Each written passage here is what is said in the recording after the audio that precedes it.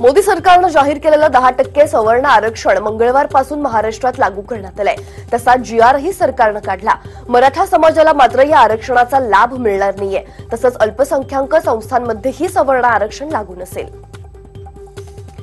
काही दिवसांपूर्वीच मोदी सरकारनं सवर्णातील गरिबांसाठी 10% आरक्षणाची घोषणा केली. त्यावर गल्लीपासून दिल्लीपर्यंत चर्चा झाली. काही राज्यांनी हे आरक्षण तातडीनं लागू केलंय. त्यानंतर कालपासून हे आरक्षण महाराष्ट्रातही लागू झालं. ज्यांचं उत्पन्न 8 लाखांपर्यंत आहे त्यांनाच याचा लाभ मिळणार आहे.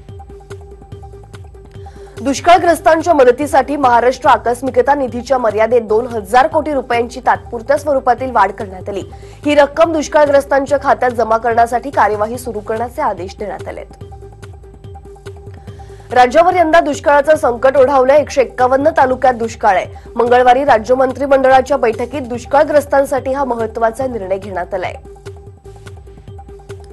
कोल्हापुरात वंचित बहुजन आघाडीची पहिली सभा मंगळवारी पार पडली. या पहिल्या सभेत प्रकाश आंबेडकर यांनी दोन्ही काँग्रेसवर दबाव वाढवण्याचा प्रयत्न केला. या सभेत त्यांनी लोकसभेसाठी 6 उमेदवारांची नावं जाहीर केली. त्यामुळे आता दोन्ही काँग्रेस नेमकं काय करतील याकडे सगळ्यांचं लक्ष लागलंय.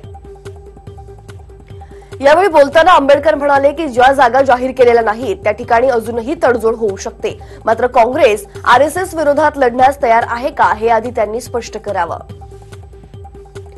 मुंबईत भाजप कार्यक्रमात मुख्यमंत्र्यांनी शरद पवार यांच्यावरील टीकेला धनंजय मुंडेंनी प्रत्युत्तर दिले. भाजपचे कधी काही 2च खासदार होते हे सीएमनी विसरू नये. बेडूक कितीही फुगला तरी बैल होत नाही असं सीएम यांनी लक्षात ठेवावं या शब्दात मुख्यमंत्र्यांना त्यांनी उत्तर दिले. मनसेला आघाडीमध्ये घ्यावं की घेऊ नये यावरून काँग्रेस आणि राष्ट्रवादीमध्ये संभ्रम आहे. त्यातच माजी उपमुख्यमंत्री आणि राष्ट्रवादीचे नेते अजित पवार यांनी आगामी निवडणुकीत मनसेनं आघाडीसोबत यावं असं आवाहन केलंय. त्यामुळे मनसे काँग्रेस राष्ट्रवादी आघाडीमध्ये सहभागी होणार का याबाबत आता पुन्हा एकदा चर्चा आहे. आगामी निवडणुकीत मोदी सरकार विरोधातील मतविभाजन टाळणं गरजेचं आहे आणि हे मतविभाजन टाळण्यासाठी सेक्युलर विचार मान्य असलेल्या समविचारी पक्षांनी एकत्र येणं ही आवश्यक आहे आणि त्यासाठी मनसेनं आघाडीसोबत यावं असं मला वाटतं. सोबतच राजू शेट्टी यांची मनधरणीसाठीही प्रयत्न सुरू आहेत असं अजित पवार यांनी म्हटलंय. युवासेना प्रमुख आदित्य ठाकरे गेल्या 2 दिवसापासून उस्मानाबाद जिल्ह्यात दुष्काळ पाहणी दौऱ्यावर आहेत. शेतकरी महिलांना शिलाई मशीनसह काही गावांना पिण्याच्या पाण्याच्या टाक्यांचंही वाटप केलंय. पाण्याच्या टाक्यांसोबत त्यात पाणीही देणार असल्याचं यावेळी ते म्हणतात. ज्या शेतकऱ्यांनी दुष्काळाला कंटाळून आत्महत्या केल्या अशा कुटुंबांना उस्मानाबादी शेळ्यांचं वाटप करण्यात आलं. तसंच शिवसेना तुमच्या पाठीशी खंबीरपणे उभी आहे असा विश्वास आदित्य ठाकरे यांनी यावेळी आत्महत्याग्रस्त कुटुंबांना दिला. 2 दिवसांच्या मराठवाडा दौऱ्यानंतर आदित्य ठाकरेंनी सोलापूर जिल्ह्यातल्या मोहोळ आणि माढा तालुक्यातील दुष्काळ परिस्थितीची पाहणी केली. पाहणीनंतर त्यांनी माढा इथं जनावरांसाठी 2 ट्रक पशुखाद्य, 200 प्लास्टिक टाक्यांचं शेतकऱ्यांना मोफत वाटप केलं. कर्जत तालुक्यातील रस्त्यांच्या झालेली दुरावस्था, रस्ता दुरुस्तीमध्ये केले गेलेले निकृष्ट दर्जाचं काम यावर आवाज उठवत कर्जत खालापूर मतदारसंघाचे आमदार सुरेश लाड हे उपोषणाला बसले. मात्र त्यांची तब्येत काल खालावली. रक्तातील साखरेचं प्रमाण कमी झाल्यामुळे त्यांना ग्लानी आल्याचं डॉक्टर म्हणतात. कृषी विभागाकडून देण्यात येणारे खतं, बियाणं परवाने देण्यासाठी अधिकाऱ्यांकडून भ्रष्टाचार केला जात असल्याचा आरोप करत तुपकर यांनी आंदोलन सुरू केलंय. पुण्यातील कृषी आयुक्तांच्या कार्यालयासमोर स्वाभिमानीचे रविकांत तुपकर यांनी हे आंदोलन सुरू केलं. कृषी राज्यमंत्र्यांकडून मोठ्या प्रमाणात भ्रष्टाचार झाल्याचा थेट आरोप तुपकर यांनी केलाय. मुंबईसह राज्यात मेरा परिवार भाजप परिवार या मोहिमेची सुरुवात करण्यात आली आहे. भाजपचे सर्व सदस्य त्यांच्या घरी भाजपचा झेंडा लावून मेरा परिवार भाजप परिवार या योजनेची सुरुवात करणार आहेत असं पंकजा मुंडे म्हणतात. पुढील 15 दिवस हे अभियान सुरू असेल. मुंबईतील मराठा टक्का घसरल्यामुळे साहित्य क्षेत्रातील मान्यवरांनी याबाबत चिंता व्यक्त केली आहे. मुंबईत अशीच परिस्थिती राहिली तर महाराष्ट्राचा मुख्यमंत्री हिंदी भाषिक होईल असा धोक्याचा इशारा 91व्या मराठी साहित्य संमेलनाचे अध्यक्ष लक्ष्मीकांत देशमुखांनी दिलाय. अभ्यास दौऱ्यासाठी अमेरिकेला गेलेले राज्यातील काही बडे अधिकारी अमेरिकेतच रमलेत. विविध विभागातील 21 बडे अधिकारी 18 जानेवारी ते 4 फेब्रुवारी या कालावधीत अमेरिकेत गृहनिर्माण अभ्यास दौऱ्यावर गेले. मात्र दौरा संपून 10 दिवस झाले तर ही अधिकारी अद्याप मायदेशी परतले नाहीयेत.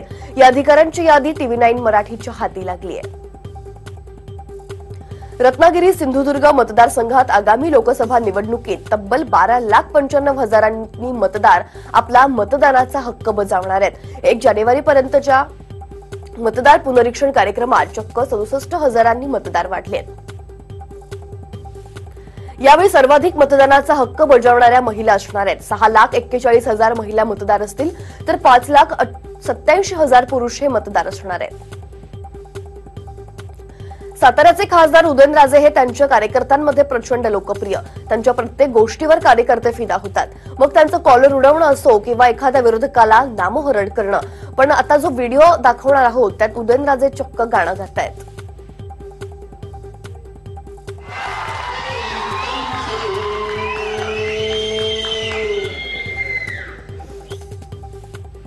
मनमाड शहरात अवकाळी पावसानं हजेरी लावली. अचानक आलेल्या पावसामुळे नागरिकांची तारांबळ उडाली आहे. पावसामुळे शहराचा वीज पुरवठाही खंडित झाला. तसंच अवकाळी पावसाचा फटका हा कांद्यासोबत द्राक्षाच्या पिकांनाही बसलाय. नारायण राणे यांनी जुहू इथं CRZ-2चं उल्लंघन करून अनधिकृतपणे 7 मजल्यांचा अधीश नावाचा अनधिकृत बांधलेला बंगला याची तक्रार आरटीआय कार्यकर्ते प्रदीप भालेकरांनी पालिकेत केली. मात्र मागील 1 वर्षापासून यावर कुठलीही कारवाई होत नव्हती. ऑनलाईन कंप्लेंट स्टेटस चेक करताना बंगल्याला नोटीस बजावल्याची माहिती भालेकरांना मिळाली आहे. डोंबिवलीच्या ठाकुर्ली इथल्या जलाराम मंदिर परिसरातील मोठी पाईपलाईन फुटली आणि लाखो लिटर पाणी वाया गेलं. पालिका प्रशासन युद्ध पातळीवर काम सुरू आहे आणि पाईपलाईन दुरुस्त केली आहे. भिवंडी शहरातील पद्मानगर या परिसरात यंत्रमाग कारखान्याला भीषण आग लागली. 1 तासाच्या अथक प्रयत्नानंतर अग्निशमन दलाच्या जवानांनी आगीवर नियंत्रण मिळवलंय. या आगीत कारखान्यातील सगळं यंत्रमाग जळून खाक झाले असून लाखोंचं नुकसान झालंय. आग कशामुळे लागली याचं कारण अद्याप अस्पष्ट आहे. मराठी माणसाचे पैसे न देणाऱ्या राजू शेट्टी नावाच्या व्यक्तीला मनसेच्या ठाणे पालघर जिल्हाध्यक्ष अविनाश जाधवांनी चांगला चोप दिला. राजू शेट्टींना मारहाण करताना अविनाश जाधवांनी फेसबुक लाईव्ह केला. विरार इथला हा संपूर्ण प्रकार. कल्याण स्टेशन परिसरात समर्थ हॉटेलमध्ये फुकटात चिकन तंदुरी देत नसल्यामुळे पोलिसांनी दादागिरी करत असल्याची घटना घडली आहे. विजय सुर्वे असं हॉटेल मालकाचं नाव आहे आणि या पोलिसाच्या सततच्या त्रासाला कंटाळून आत्महत्या करण्याचा इशारा देण्यात आलाय. रात्री 1:30 वाजेपर्यंत हॉटेल चालू ठेवण्यास परवानगी असतानाही हा पोलीस रात्री 12 वाजता येऊन हॉटेल जबरदस्तीने बंद करायला लावतो आणि आपल्या मुलाला मारहाण करतो असा आरोप हॉटेल मालकांनी केलाय. या पोलिसाच्या दादागिरीची सगळी घटना मात्र सीसीटीव्हीत कैद झाली आहे. यवतमाळ येथील आर्णी केळापूरचे भाजपचे आमदार राजू तोडसाम यांच्या 2 पत्नींचं भांडण झालं.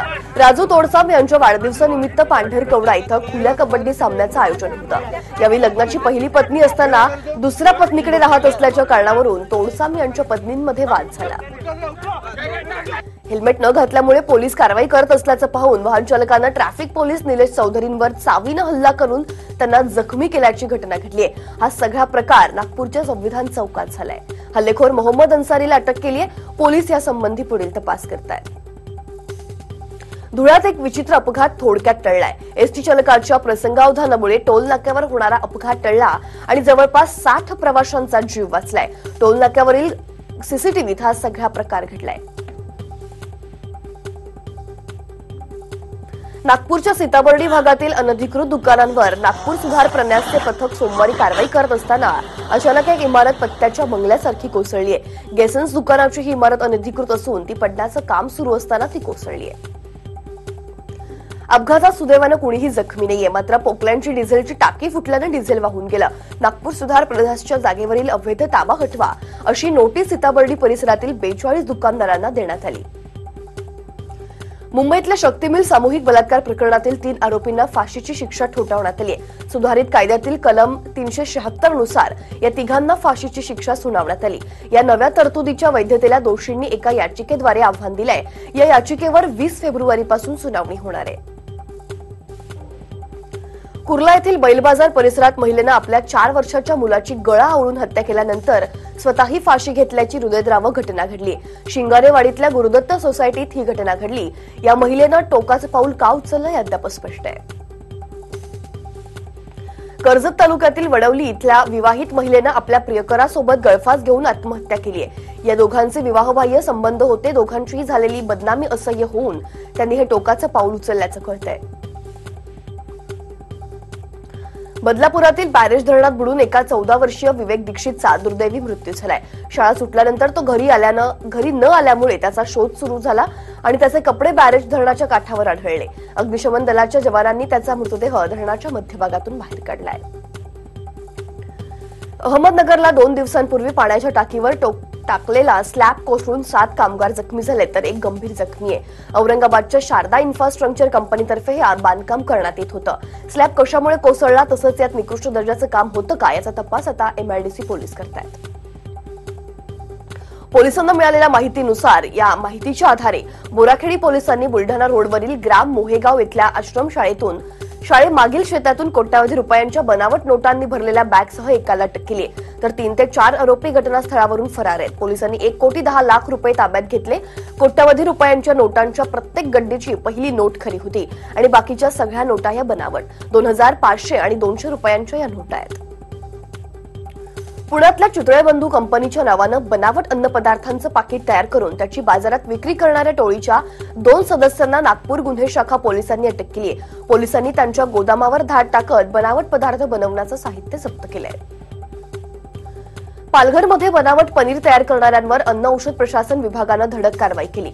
वसईतील शिवकृपा डेअरी आणि पालघरमधील शुक्ला डेअरीवर अन्न आणि औषध प्रशासन विभागानं ही कारवाई केली आहे। या कारवाईत जवळपास 4.5 लाखांचा माल जप्त करण्यात आलाय। दक्षिणेकडून अचानकपणे आलेल्या वादळी वाऱ्यामुळे शनिवारी दुपारी बुरोंडीच्या किनारपट्टी भागात 4 मच्छीमार बोटी भरकटल्या। अशी स्थिती वारंवार निर्माण होते, त्यामुळे तिथे जेट्टी बांधण्याची मागणी जोर धरू लागली आहे। वारंवार मागणी करूनही याकडे दुर्लक्ष होत आहे, त्यामुळे स्थानिकांनी मात्र नाराजी व्यक्त केली आहे। मोठ्या कष्टातून पिकवलेला शेतमाल भाजीपाल्याला बाजारभाव मिळत नसल्यामुळे जुन्नर तालुक्यातल्या खामुंडी इथल्या शेतकऱ्यांनी आपल्या उभ्या पिकात शेळ्या मेंढ्या चरायला सोडल्या। 2 ते 3 एकर क्षेत्रात कोथिंबीरीचं पीक घेतलं होतं। कोथिंबीरीला 50 ते 60 हजार रुपये इतका खर्च आला, मात्र बाजारभाव मिळत नसल्यामुळे त्यांनी हे पाऊल उचललंय। उत्तर प्रदेशच्या मुरादाबाद इथून आलेल्या एका 45 वर्षीय महिलेच्या पोटातून 30 किलोचा ट्यूमर काढण्यात जे रुग्णालयातील स्त्रीरोग तज्ज्ञांना टीमला यश आलंय। अत्यंत गुंतागुंतीच्या शस्त्रक्रियेला तब्बल 5 तास लागले। राज्यभरातल्या 2 लाख अंगणवाडी सेविकांनी जेलभरो आंदोलन सुरू केलंय। पंतप्रधानांनी जाहीर केलेलं मानधन न मिळाल्यामुळे अंगणवाडी सेविका आक्रमक झाल्या। आझाद मैदानात 4,000 अंगणवाडी सेविकांनी ठिय्या दिलाय। हिंगोली युवक राष्ट्रवादी काँग्रेसच्या वतीनं जिल्हाधिकारी कार्यालयावर बेरोजगारीच्या निषेधार्थ धडक मोर्चा काढण्यात आला। यावेळी वडे तळून संत्रे विकत जिल्हाधिकारी कार्यालयासमोर ठिय्या दिला। तसंच रोजगार संबंधित मागण्या एका निवेदनामार्फत मुख्यमंत्र्यांकडे देण्यात आल्या। मिनी डोअर रिक्षा 16 वर्षांनी स्क्रॅपमध्ये काढण्याचा निर्णय राज्य परिवहन विभागानं घेतलाय। या विरोधात अलिबाग आणि पेण तालुक्यातल्या मिनी डोअर चालकांनी धरमतर खाडी जलसमाधी आंदोलन पुकारलं। मात्र उपप्रादेशिक परिवहन अधिकाऱ्यांनी त्यांच्या मागण्यांसंदर्भात सकारात्मक भूमिका घेण्याचं लेखी आश्वासन दिलं। त्यानंतर हे आंदोलन स्थगित करण्यात आलं। ज्येष्ठ नागरिकांनी आपल्या विविध मागण्यांसाठी CSMT स्थानकात आंदोलन केलंय। ज्येष्ठ नागरिकांची ST आणि शिवशाहीमध्ये वयोमर्यादा ही 65 न राहता 60 पर्यंत करावी आणि त्याचसोबत मधुमेह आणि इतर औषधं जी वृद्धापणात सगळ्यांनाच लागतात ती मोफत मिळावीत अशा मागण्या करण्यात आल्या। कोकणच्या हापूस आंब्यावर आखाती देशांनी सध्या कठोर निर्बंध लादले आहेत। युरोपियन देशातील बंदी उठते ना उठते तोवर आता आंब्यात कीटकनाशकांचा अंश असल्यास आखाती देशात आंब्यांना नो एंट्री करण्यात आली आहे। महाराष्ट्र शासनानं नेदरलँडच्या ॲम्स्टरडॅम सिटीबरोबर कचऱ्यापासून वीज बनवण्याच्या प्रकल्पासाठी करार केलाय। या करारात उल्हासनगर शहरातील कचऱ्यापासून वीज बनवण्याच्या प्रकल्पाचा समावेश असणार आहे आणि यासाठी नेदरलँडच्या नागरिकांनी डम्पिंग ग्राउंडची पाहणी केली। शिवसेना आमदार राहुल पाटील यांच्या वतीनं परभणीतल्या नूतन महाविद्यालयात दिव्यांग शिबिराचं आयोजन करण्यात आलं। त्यावेळी दिव्यांगांना कृत्रिम अवयव तर अंध विद्यार्थ्यांना ब्रेल लिपीचे लॅपटॉप आणि विविध साहित्यांचं वितरण करण्यात आलं। या शिबिरातून जिल्ह्यातून 2,500 दिव्यांग आणि अंध व्यक्तींनी आपली उपस्थिती नोंदवली आहे। ज्येष्ठ नागरिकांच्या चेहऱ्यावर आनंद खुलावा यासाठी मुंबई पोलिसांनी पुढाकार घेतला। शिवडी पोलिसांनी ज्येष्ठ नागरिकांसाठी प्री व्हॅलेंटाईन डेच्या कार्यक्रमाचं आयोजन केलं। लोणावळा परिसरातील नगर परिषदेच्या महिला आणि बालकल्याण समितीच्या वतीनं वर्सोली इथल्या कचरा डेपोवर आगळ्यावेगळ्या पद्धतीनं हळदी कुंकू समारंभाचं आयोजन केलं। शहरी आणि ग्रामीण भागातील महिलांना स्वच्छतेचं महत्त्व समजावं, ओला आणि सुका कचरा वर्गीकरणाची माहिती यावेळी देण्यात आली। मल्लखांब या मातीतल्या खेळाला प्रोत्साहन मिळावं म्हणून दादरच्या समर्थ व्यायामशाळा आणि विश्व मल्लखांब फेडरेशनच्या वतीनं जागतिक मल्लखांब स्पर्धेचं आयोजन करण्यात आलं। ही स्पर्धा 16 आणि 17 फेब्रुवारीला शिवाजी पार्कवर होईल। या खेळाची मोठी स्पर्धा आजपर्यंत कधी भरवण्यात आली नव्हती, त्यामुळे ही जगातली पहिली मल्लखांब स्पर्धा असेल। यात भारतासह Germany, Bangladesh, Spain, Italy, Iran, Norway, England या देशाचे 150 खेळाडू सहभागी होते। बदलापुरातील आदर्श शाळेच्या हजारो विद्यार्थ्यांनी एकाच वेळी 12 सूर्यनमस्कार घातले। बदलापूर शहरातील आदर्श विद्याप्रसारक शिक्षण संस्थेला यंदा 60 वर्ष पूर्ण झाले आणि त्याचंच औचित्य साधत सप्तमीच्या दिवशी हा कार्यक्रम राबवण्यात आला। पहिली ते 10वी इयत्तेच्या तब्बल 5000हून अधिक विद्यार्थ्यांनी मिळून 12 सूर्यनमस्कार घातले। जागतिक सूर्यनमस्कार दिन आणि रथसप्तमी निमित्त जालन्यात पतंजली योग समितीच्या वतीनं सूर्यनमस्कार कार्यक्रमांचं आयोजन करण्यात आलं। महेश भवन समोर ज्वाला लोन्समध्ये 31,000 सूर्यनमस्कार घालण्यात आले। तळोजा मध्यवर्ती कारागृहात 3,500हून अधिक आरोपी कैद आहेत आणि याच कैद्यांची मानसिक तणावातून मुक्तता व्हावी, त्यांना स्वयंप्रेरणा मिळावी या उद्देशानं तळोजा कारागृहात रोज दुपारी 12 ते 1 दरम्यान रेडिओ चालवण्यात येतो। तळोजा कारागृहातील 3 कैद्यांमार्फत हा रेडिओचा उपक्रम चालवण्यात येतो, ज्यात एक रेडिओ जॉकी, एक लेखक आणि एक ऑपरेटर म्हणून काम करतोय। कैद्यांना प्रेरणा मिळेल अशी थीम राबवून त्यानुसार हिंदी आणि मराठी सदाबहार गाणीही वाजवण्यात येतात। विदर्भाची आध्यात्मिक काशी म्हणून ओळख असलेल्या वाशिम जिल्ह्यातील डव्हा इथं नाथरंगे महाराजांची यात्रा संपन्न झाली। 3 दिवस चालणाऱ्या या यात्रेला विदर्भासह पंचक्रोशीतील लाखो भक्तांनी हजेरी लावली आहे। 50 ट्रॅक्टरद्वारे 200 क्विंटल महाप्रसादाचा लाभ यावेळी भाविकांनी घेतला। नियोजनबद्ध अशा पंक्ती बसवण्यात आल्या। यासाठी 4000 स्वयंसेवकांनी महाप्रसादाचं वाटप केलं।